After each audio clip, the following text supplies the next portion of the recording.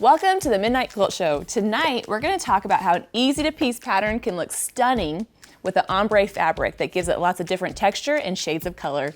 Let's do it.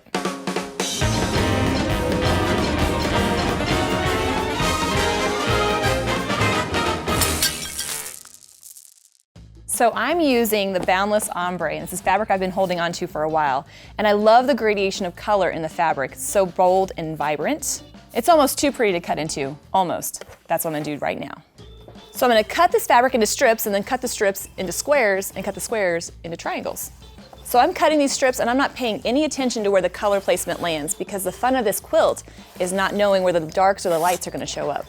I've cut once, now I'm gonna cut again. I think my rotary cutter is gonna be nice and dull by the time I'm done with this quilt. And you can see the colors are already starting to come out different, and that's what I'm excited to see with this quilt. This is what makes the quilt so crystally. Crystallic? I don't know the right word, but it just makes it pretty. Now this one is smaller, but it's supposed to be that way. These are actually two different shades, even though they look similar. What makes me happy is if I get them mixed up, you won't even be able to tell anyway. So I'm not gonna lie, there are a lot of half square triangle blocks in this quilt. The good news is it's a really easy block to make, which means the actual construction isn't that hard. But what I'm gonna do is show you one of the easiest ways to make these half square triangle blocks. The pattern itself calls for going ahead and cutting triangles out, but what I'm doing is just a little different. I went ahead and stacked my squares of matching colors. So here I have the two colors that are gonna make one of the half square triangles. So I put them together and laid out all my pairings on my cutting board. Then I'm gonna take my rotary cutter and my ruler and I'm going to cut them right in place and then reposition the ruler to each little area. So what this is doing is keeping these blocks right where I want them so that I can pick them up and sew them when I'm ready to do that. Basically, I don't want to cut a bunch of triangles and then try to stick them back together once they're triangles. I feel like I could have said that a little bit better with less words. So I'm gonna slide this over and run it through the machine. So the thing about sewing half square triangles together is that little point can tend to get stuck to the plate of your sewing machine. So I'm gonna stick a little piece of fabric in there, which is called a leader, to help get those threads already ready to go so that it doesn't jam up the points of my half square triangle. Now another thing that's gonna make this as efficient as possible is as I sew my chain, I'm always gonna pull up my pieces and sew it with the blue on the top.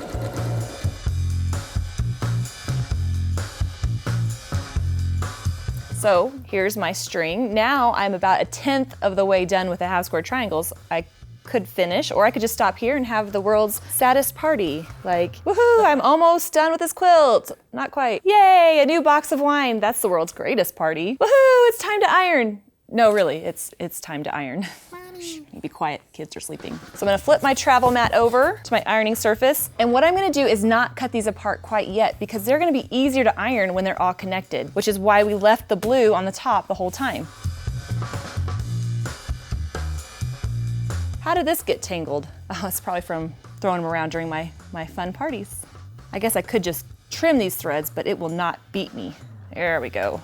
Now they're all pressed, it's time to cut these apart. And I happen to have a very handy tool that does that for me. It's the cutting gizmo, or as I like to call it, the half square triangle guillotine. It's like saying, off with their thread. Don't cut me, no, no, no. As you can tell, it makes quick work of these half square triangles. I can only imagine what the thread is thinking. Ah! I could always use it as a personal defense if, spools of thread come at me. No? Well, if nothing else, it's really good at working through these half square triangles. There's something oddly satisfying about this.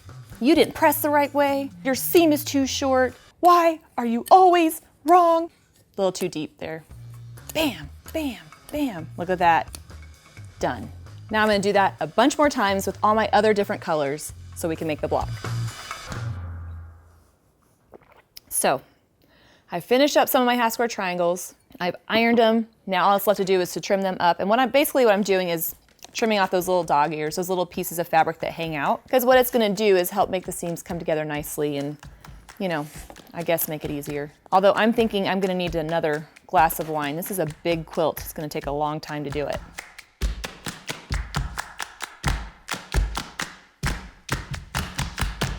All right, so I feel a second wind coming on because I get to start laying out the block, and that always is exciting because I get to make this whole pile turn into something nice. So this is the center of my first block, and now these cute little half square triangles where you can see all the shading come out. I love it. And I'm not paying attention to if it's dark or light, I'm just throwing it out there so I get this block done. This is when I really get to see the different shades of the ombre fabric come out, and it's looking great.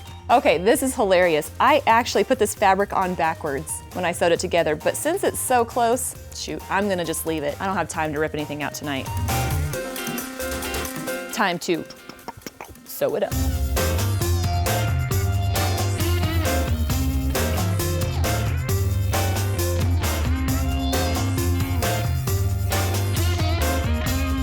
So this block is finished, and I'm gonna use the same shapes to make a different block.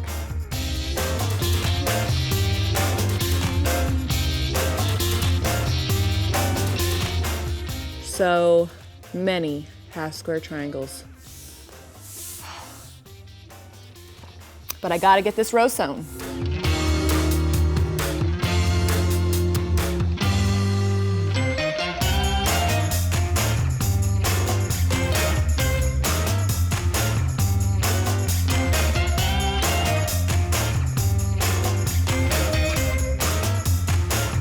So I finished that row, and I only have to do that a lot more times.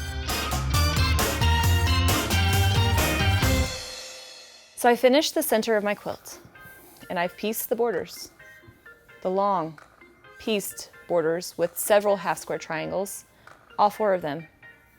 And I'm gonna assemble those to the quilt eventually, but first, I'll sew this strip, which was much easier to piece, to the quilt.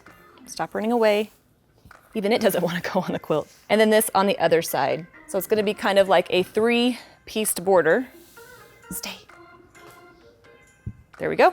It'll be a 3-pieced border, and it'll look stunning once it's on the quilt. And I would show you what that looks like, except I imagine there'll be a lot of cursing. Son of a stitch. You jerk. Ugh, ham shoe. I hate you. Where's my wine? I didn't mean it, I'm sorry. Sometimes mommy gets a little frustrated. I'm sorry, it's okay. Only a few tears were shed, but the borders are finally on.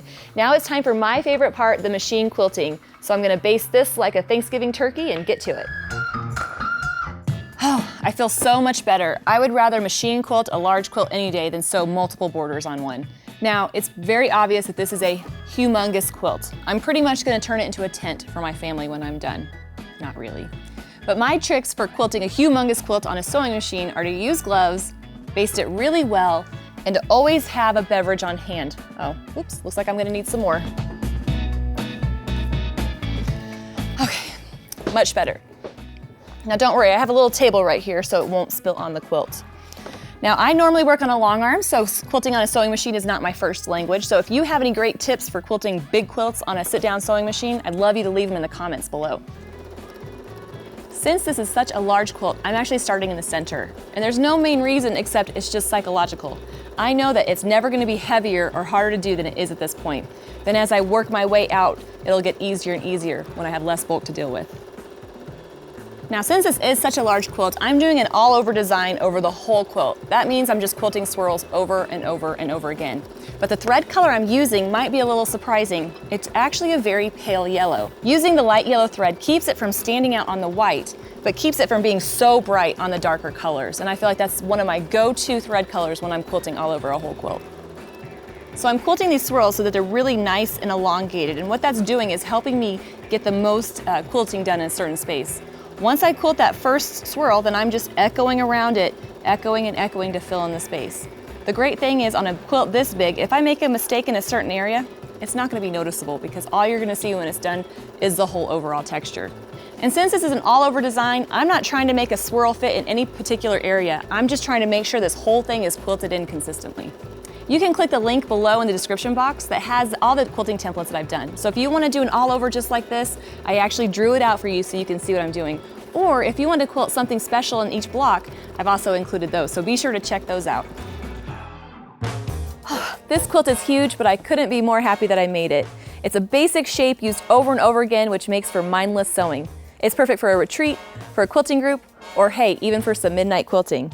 I quilted it with an all-over pattern and I couldn't be more happy with it. I'm sure glad I cut into those ombre fabrics. Now be sure to subscribe by clicking that box right there and leave comments letting me know what you thought about the episode or what you'd like to see in future episodes of the Midnight Quilt Show. Good night.